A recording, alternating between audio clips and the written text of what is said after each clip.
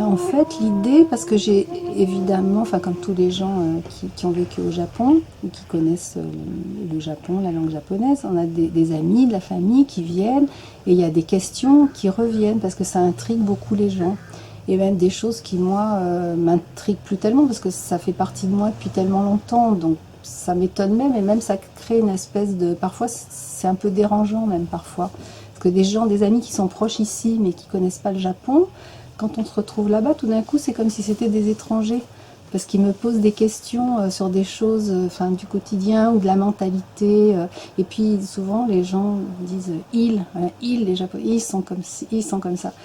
Alors, et Mais pourquoi est-ce qu'ils font ça? les Japonais comme si eux-mêmes ou c'était... Non, les étrangers. Enfin, oui, voilà, mes amis, non, je parle des Français D'accord. francophones qui viennent te voir. me voir, qui visitent le Japon. Et donc, j'avais envie d'écrire quelque chose qui soit comme une réponse, non seulement à leurs questions, et puis quelque chose de plus en profondeur. Évidemment, ça s'adresse au-delà de mes amis, quoi, au lecteur, d'emmener le lecteur dans des promenades à travers, alors Kyoto, parce que c'est quand même la ville où je vis le plus au Japon. Je vis que là, en fait, maintenant, depuis une quinzaine d'années. Avant, j'ai beaucoup bougé, différents épisodes de vie au Japon. Mais là, depuis la ville d'Akujayama, donc c'est depuis 2003, chaque fois que je reviens au Japon, c'est Kyoto, et j'y passe plusieurs mois à chaque fois. Donc c'est aussi une ville emblématique, même si, comme je le raconte aussi dans le livre, elle est un petit peu à part, parce que c'est l'ancienne capitale impériale, et du point de vue culturel, enfin bon, à plusieurs points de vue, c'est un peu le symbole du Japon. Donc voilà, et puis voilà, j'ai plus habité là qu'à Tokyo, donc voilà, c'était assez naturel de choisir cette ville-là. Mais l'idée, c'était donc d'emmener le lecteur dans les lieux que j'aime, dans des promenades, dans des lieux que j'aime, et à travers ces lieux, de leur voilà, de leur dire comment dire, je ne peux pas dire parce que ça serait prétentieux, donc pas de leur expliquer le Japon, mais de transmettre des choses que je connais de cette culture, mais pas du tout d'une manière académique, surtout d'une manière en partant et ça c'est un peu japonais, mais enfin je peux pas dire, c'est en moi aussi, moi je fonctionne comme ça, c'est-à-dire à partir de l'expérience réelle, à partir de la réalité, du quotidien, de choses qu'on voit, qu'on appréhende à travers les sens, et à partir de là on peut élaborer soit une philosophie ou une manière de voir le monde, etc. Mais toujours ancré dans la réalité. Dans le sensible, comme on dit maintenant. Voilà, absolument. Et ça, y compris pour un étranger, est-ce que c'est perceptible quand on arrive par exemple à Kyoto, ou alors est-ce qu'il faut s'immerger?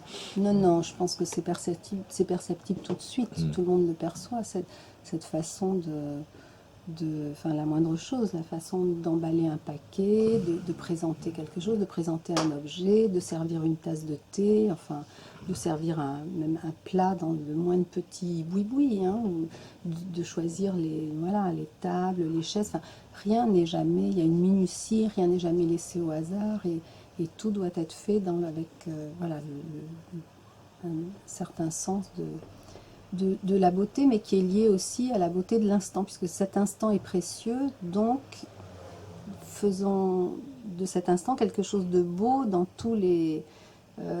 dans tout ce qui habite l'instant, c'est-à-dire toujours on revient à cette idée du sensible. Et j'avais vraiment envie de partir de là pour parler de ces... et aussi de donner une forme en fait de journal. C'est-à-dire que c'est un genre de journal de bord. Alors, dans le quatrième de couverture, il disait un guide, guide poétique, c'est bien entendu pas un guide touristique, mais pour moi, plus qu'un guide, c'est un journal. Après, c'est même, ça me fait plaisir. Parfois, les gens me disent, je vais aller chercher les endroits parce que voilà, j'ai envie de te parler de tel et tel endroit, j'ai envie d'aller les voir. Et il y a des endroits dont je cite plus ou moins les noms, qui sont plus ou moins accessibles, mais c'est vrai qu'il y en a plein qu'on peut effectivement aller visiter. Bonsoir. Ah, Magina. C'est la soirée des amis. Alors, disons, déjà pour revenir, ça me mène dans divers lieux, mais je voulais parler justement, enfin c'est lié aussi à la forme du livre. C'est-à-dire que j'ai voulu faire aussi un journal, mais pas un journal de bord à la façon française, c'est-à-dire que la forme même du livre, je voulais que la forme même parle du Japon. Donc c'est un journal qui est bien sûr relié à la saison, et c'est aussi, comment dire, une façon d'exprimer les choses. Là encore, je ne peux pas dire japonaise, puisque c'est intégré aussi pour moi, mais cette façon un peu impressionniste de voir le monde, donc c'est pas quelque chose de logique avec les jours. D'ailleurs, la saison est évoquée, il y a des petites, il y a des repères, puisque c'est quand même l'automne, donc il y a des repères à travers des repères de la saison japonaise, qui n'est pas découpée de la même manière que nous. Mais aussi, je voulais me permettre, comme dans la littérature japonaise, de mélanger les genres, donc aussi bien de temps en temps, il y a quelque chose que je trouve magnifique, donc j'ai plutôt envie d'écrire un haïku que de le décrire directement, donc j'écris un haïku. Et puis également, il y a beaucoup de citations. Et ça, c'est aussi un art japonais, l'art de réactualiser les citations, donc parfois qui ont 1000 ans. Et ça, c'est quelque chose que moi j'aime beaucoup, parce que j'adore l'histoire, j'adore creuser comme ça dans les choses. Et en fait, on se rend compte, même certains paysages de Kyoto, ceux qui sont décrits par Seisho Nagon, par exemple, je cite d'ailleurs le début des notes de chevet. Et ce qui est incroyable, c'est qu'on se dit, elle a dû voir exactement les mêmes paysages. Quand on connaît Kyoto, je peux lire, par exemple, ces quelques lignes. Bien sûr. Donc, voilà. Attends, peut-être faire de la place, voilà. Parce que tout le monde ici, en fait, connaît Kyoto. Hein? Moi non. Ah oui, si, hein, oui, parce que voilà, tout le monde, hein, imagine. Alors, ah oui, sauf toi. Non, mais j'y suis grâce à toi, oui. là, maintenant. Ah, ben, voilà. Où je veillais. C'est l'idée, voilà. À la limite, c'est ça. L'idée, c'était plus de donner, que les gens y soient. C'est pas forcément pour leur donner envie d'y aller. Bon, c'est très bien d'y aller, parce qu'il y a un tas de gens qui ont envie d'y aller, mais tant mieux. Il y a déjà beaucoup de touristes. Mais l'idée, c'était voilà, d'être à Kyoto, mais aussi à travers mon regard. C'est quand même un livre aussi très personnel, c'est pour ça que j'ai parlé, Katmandou est un petit peu présent, quelques allusions, et parce que en fait pour moi tout ça c'est lié à des souvenirs de vie, donc j'ai aucune prétention d'objectivité, c'est un livre complètement subjectif, c'est-à-dire c'est mon regard, ça part de moi à chaque fois, peut-être que quelqu'un d'autre verra des choses très différentes, mais c'est mon regard qui, bien entendu, s'est nourri aussi de culture japonaise depuis maintenant plus de 40 ans. Donc voilà, mais c'est en même temps mon regard à moi, de ma vie à moi. C'est aussi pour ça que c'est l'automne, parce qu'il y a des gens qui m'ont dit presque en plaisantant, m'ont dit bon bah maintenant il faudrait écrire le printemps à Kyoto. Je dis non mais je suis désolée, ma période c'est l'automne, je suis pas du tout dans le printemps de la vie. Ça aussi, les choses doivent être en harmonie. J'ai aucune envie d'écrire un livre sur le printemps, même si j'adore bien entendu le printemps, mais de plus en plus, la saison qui me charme, c'est l'automne, pour tout un tas de raisons qui sont en connexion aussi avec ce moment de vie. Donc ça, c'est quelque chose aussi que le Japon cultive. Alors j'ai fait une petite digression, mais je reviens à ces citations qui sont toujours aussi fortes et aussi valables aujourd'hui.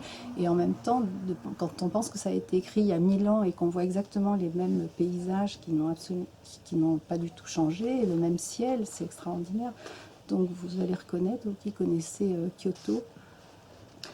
Ce sont donc les premières lignes des notes de chevet de Seisho Nagon. Au printemps, c'est l'aurore que je préfère. La cime des monts devient peu à peu distincte et s'éclaire faiblement. Des nuages violacés s'allongent en minces traînées. En été, c'est la nuit. J'admire naturellement le clair de lune, mais j'aime aussi l'obscurité où volent en se croisant des lucioles. En automne, c'est le soir. Le soleil couchant darde ses brillants rayons et s'approche de la crête des montagnes. En hiver, j'aime le matin de très bonne heure. Il n'est pas besoin de dire le charme de la neige, mais je goûte également l'extrême pureté de la gelée blanche ou tout simplement un très grand froid. Voilà, écrivait Seisho Nagon à Kyoto à la fin du Xe siècle de notre ère. Et c'est vrai que c'est cette lumière, ce côté violet de la lumière, les montagnes elles-mêmes sont vraiment violettes, hein, elles sont pas bleues, elles sont parfois bleues mais souvent violettes. Et puis ce soleil d'automne qui fait un ciel jaune comme ça, enfin tellement brillant, il y a une lumière qui est tellement extraordinaire dans cette ville. Et c'est aussi une ville où la nature est omniprésente. Donc c'est pour ça que je parle beaucoup de nature, parce que c'est un des charmes de la ville, qu'on n'a pas besoin de quitter la ville pour être en pleine nature, en pleine forêt, presque en pleine montagne. Les contreforts de la montagne, avec tous ces temples magnifiques, sont tout de suite là. Et même le cœur de la ville est plein de lieux comme ça, de nature. C'est une déambulation immobile finalement, ou qui qui évolue dans le temps uniquement? Non, ça évolue c'est-à-dire qu'il y a une dynamique, c'est-à-dire j'ai joué le jeu, et c'est aussi le fait est que chaque fois que je reviens dans cette ville, je me dis ah, quelle beauté, enfin c'est merveilleux. Après, je connais le Japon depuis très très longtemps, je suis absolument pas dans le rêve, ni dans l'idéalisation du Japon, qui est un pays qui a d'énormes problèmes actuellement, donc j'ai bien conscience de ces problèmes. Donc il n'était pas question de décrire un Japon justement d'il y a 1000 ans, avec uniquement d'être dans la poésie pure et de planer à 15 000 au-dessus de la réalité d'aujourd'hui. Donc j'ai construit le livre avec un espèce de graduation comme ça, c'est-à-dire qu'au début je suis fascinée par tout ce que je vois. J'espère qu'on perçoit ça dans le livre, et petit à petit, à travers des amis, je crois que la première fois c'est quand je retrouve mon amie Yoko, je crois qu'elle s'appelle dans le livre, mais voilà, et qui me parle des problèmes, etc. Et puis je vais jusqu'à parler de Fukushima, qui bien sûr n'est pas à Kyoto, mais bon, c'est tout près, c'est le Japon. Donc petit à petit, plus les problèmes de pauvreté, voilà, qui sont quand même, qui existent réellement, et que peut-être justement les gens, l'idée étant toujours de montrer ce que je vois, ce que je connais de ce pays et de cette ville aux lecteurs, à mes amis, voilà, donc aux lecteurs qui m'accompagnent. Et donc l'idée, c'est d'aller vers ça, c'est-à-dire de petit à petit de montrer aussi ce qui ne va pas dans cette culture. Mais bon, c'est un tout, hein, il n'est pas d'un côté, je ne passe pas tout d'un coup du rêve à me dire « Ah mon Dieu, quel cauchemar !» Enfin, tout est mêlé, il y a tout, voilà, tout est présent en même temps. Et l'idée, c'est effectivement de parler de tout ça à travers la littérature, parce que je suis habitée par la littérature japonaise, donc que j'ai beaucoup traduit. Et il n'y a pas que de la littérature classique, il y a de la littérature aussi contemporaine, Murakami Haruki, puisque j'ai traduit beaucoup de ses livres aussi, donc je parle de lui. En fait, je me suis amusée, c'est vrai que c'est une déambulation, parce que je m'amuse aussi. À un moment, je me suis dit, moi, je ne peux pas parler de Kyoto sans évoquer à un moment le pavillon d'or. Donc j'ai pris une scène, j'ai retraduit une scène, voilà, de Mishima, bien sûr, le grand classique. J'ai oublié de l'éteindre. Et comment dire, donc j'ai retraduit un passage, plutôt que de citer ce livre, la traduction, elle est très, très bien, une traduction de Marc Mécréant qui est publiée chez Folio, qui date des années 80. Mais moi j'aime beaucoup ce livre, j'aime beaucoup lire Mishima aussi en japonais, donc j'ai pris mon livre, puis j'ai choisi une page qui me paraissait assez emblématique, qui est la description du pavillon, et je l'ai traduite moi, puisque je suis traductrice, parce que je me dis aussi que les gens qui voient mon nom sur un livre, voilà, pour eux, je suis aussi la traductrice, donc ils ont... Une passeuse, une médiatrice. Voilà, donc le livre aussi, c'est un livre je pense, c'est ça, de passeuse. J'ai envie de transmettre des choses sans être trop didactique, ni, voilà, à travers justement ce que je vois autour de moi et que j'ai envie de partager, en fait. Au fond, oui, tu es dans le droit fil de ton activité de traductrice en tant que transmission, que permettent d'éprouver, on va dire, plutôt que de visiter. On parlait ce n'est pas un guide, il ne s'agit pas de visiter, il s'agit vraiment d'éprouver non plus si j'ai bien compris, le projet, non plus d'éprouver non plus ce que un auteur que tu traduirais essaierait de faire passer dans son ouvrage, mais là, ce que n'importe qui va découvrir Kyoto et qui va s'y intéresser doit pouvoir partager. Ou partager avec toi, ou alors c'est vraiment très personnel et c'est vraiment orienté sur ton... Je pense que c'est... ta propre subjectivité uniquement. Oui, parce que c'est un mélange, il n'y a aucun souci d'objectivité. Le choix des lieux, c'est purement je me suis vraiment amusée. C'est-à-dire, c'est vraiment des lieux que j'aime, qui me sont personnels. Je me suis pas dit, il faut un équilibre entre tel genre de truc, il faut parler de ci, il faut parler de ça.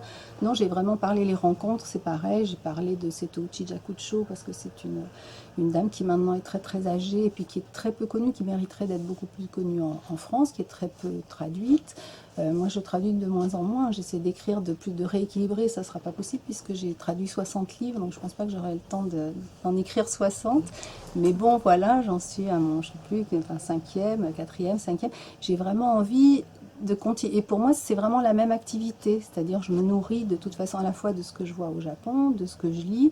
Et il y a toujours, puisque j'écris en français quand même, donc voilà, je me vois écrire en fin de compte qu'en français, pas en japonais. C'est pas au japonais que j'ai envie de... Voilà, je suis pas l'ambassadrice de la France, par exemple. Par contre, de transmettre ce que je connais du Japon ici, d'aller au-delà des clichés, parce qu'il y en a encore beaucoup. Enfin, il y en a, de toute façon, dans tous les pays et toutes les cultures qu'on connaît pas ou qu'on connaît mal.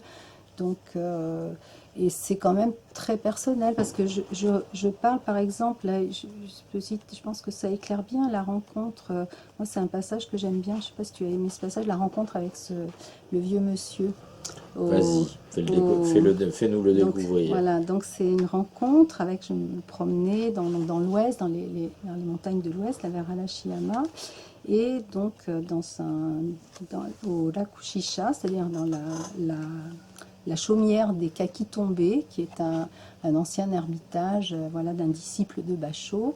Je rencontre ce monsieur, il n'y avait personne, il n'y avait absolument que nous. Et donc, on parle.